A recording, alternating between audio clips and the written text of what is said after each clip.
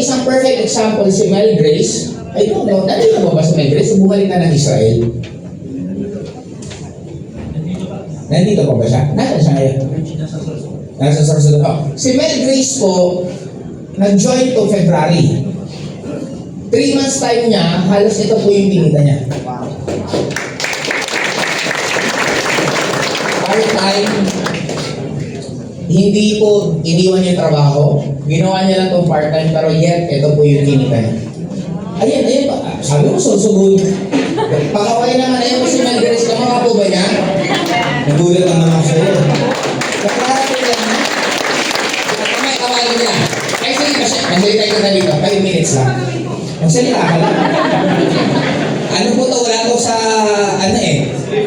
script eh. Salita ka na lang, Mel, para at least, paano ka nag-join, paano mo ginawang business, at anong pakiramdam na, ano na kailangan na ng kinita mo?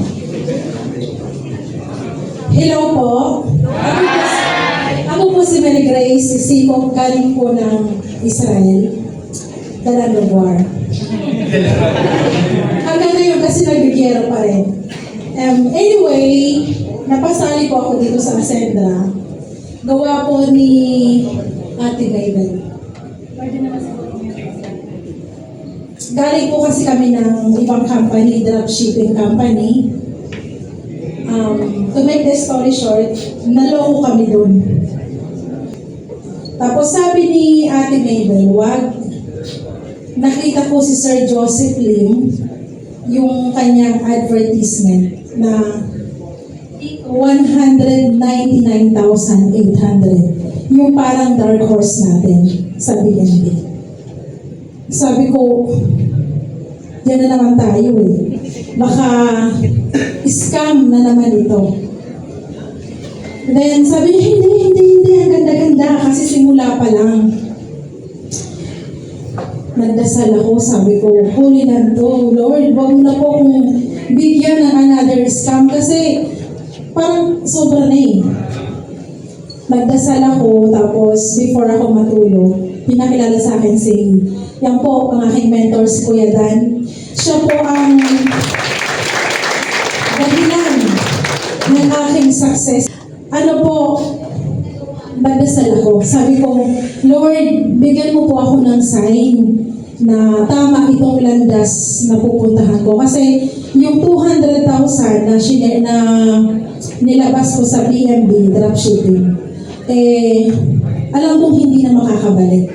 Dahil wala na daw, nasa system na, hindi na daw, trabahuin ko, hatawin ko na lang daw. Paano ko hahatawin kung ganun din ang gagawin sa mga magiging downline ko? So, yun nga po, nagdasal ako. Pagising, 6 a.m. na naginip ako. Ang bilis po ng answer ni God. High school daw po ako. Tapos, parang 4th year high school. Tapos, lahat na ng klase ko, classmate. Sabi ko, then my phone rang, nag-alarm yung phone ko. 6:30 a.m. Pag open ko ng Facebook, ang nakita ko, advertisement ni Sir Joseph Lim. Sabi po niya, meron po siyang coin. Nasa Italy ka po nun, sir, di ba? Nasa Italy po siya. Sabi niya, classmates, kung saan ka man ngayon na bansa o saan ka man ngayon, classmates, sabay-sabay tayong mag-wish bago ko itos itong coin dito sa parang, ano ba yung balon? Wishing well. Mag-wish po tayo ng sabay-sabay tapos itotos nila po. Sinarado ko yung phone. Sabi ko, teka, Ascendra, classmate. So, yung wish ko, sinagot agad-agad. So, sabi ko, hindi na, go na ako. Eto na. Sabi ko, magkano ba dyan? 200,000 na. Then, sabi ko, 200,000. Papatayin ako ng asawa ko pag humili ako ng pera. Sabi ko, paano kaya ito? Dasal na naman ako. Sabi ko, Lord, bigyan mo po ako ng angel na magpapautang sa akin ng 200,000. Then, yung pamangkin mismo po ng Prime Minister ng Israel is my friend. Nagtatrabaho din po ako sa kanya. Pero siya po ay parang very close friend ko.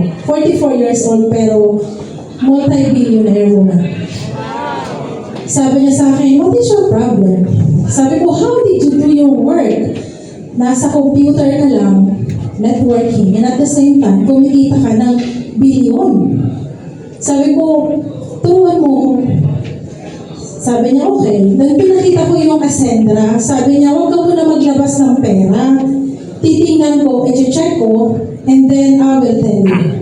Kinabukasan, sabi niya sa akin, I don't know what exactly if this Cassandra is legit. But nakikita ko, parang legit nga siya, sabi niya. Sabi ko, ano ba talaga? Naguguluhan ako. Sabi niya, you want to join? Sabi ko, yes. Then I will borrow you not only 200,000. Sabi niya sa akin, I will borrow you 500,000 peso. So, tingnan niyo po pag nag-aslang kayo. Nag-aalay yung stars. So doon po ako nag-start. At ngayon, ito po, sa harapan niyo. Thank you, Mel. Okay, o teka lang. Nakikita ko yung mga mukha ng iba. Ay, buti pa siya. May nagpairam sa kanya 5 million. Kalahating milyon. Tandaan nyo, we all have our own story. Isa lang ang short ko. Sabi, ask and you shall receive. Hingiin mo, ibibigay. Kaya ayusin nyo lang po kung anong hihingin nyo para klarado. Kasi sa kanya, clear na clear yung gusto niya eh. Kasi tayo minsan, sa daming gusto natin, hindi tuloy alam kung anong ibibigay. Anyway, tapusin ko lang muna ito. Pwede pala pa natin si Mel Grace. Meron tayo ito pa makikita. Bago ko rin ako. Hindi mo na. 600,000 na po ang total po niya ng clinic.